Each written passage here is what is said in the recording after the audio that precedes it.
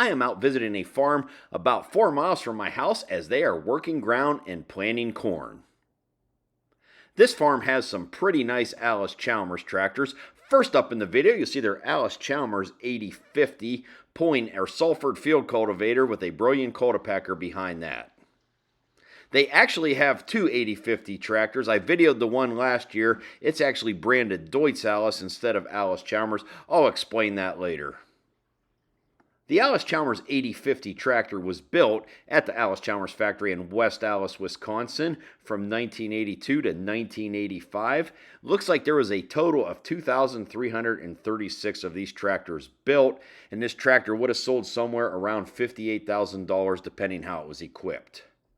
Now you could get these tractors either in 4-wheel drive like you see here or 2-wheel drive. These were powered with an Allis-Chalmers 6-cylinder turbocharged diesel engine that was 7 liters in size, or that would also be 426 cubic inches. These tractors were rated at about 152 PTO horsepower. From what I read, these tractors were built up until 1985, but you could still get one up through 1988 after Deutz had bought into Allis-Chalmers. It looks like the final one of these was built in West Allis in 85, and then they sent decal kits to all the Allis-Chalmers dealers to brand them Deutz Allis. In 1989, the 8050 was then replaced with the Deutz Allis 9150 tractor, which was built in Coldwater, Ohio at the White factory. The 9150 used the White rear end, transmission, cab. It was just a little longer in the front with the Deutz air-cooled motor. The first Deutz Allis 9150s were Deutz green, then they later started painting them Allis-Chalmers orange. Now let's talk about the Allis-Chalmers 7020. The Allis-Chalmers 7020 tractor was also built in West Allis, Wisconsin from 1978 to 1981. These were powered with a 6-cylinder Allis-Chalmers engine that was 4.9 liters in size or 301 cubic inches. These were rated around 146 horsepower. The Allis-Chalmers 7020 tractor would have sold for just under $40,000 depending how it was equipped. And behind the 7020, they are pulling their 12-row white planter. They actually have two planters, one for corn that you see here and one for soybeans. I will be featuring that video later on with the Deutz Allis 8050 and their white planter planting no-till soybeans.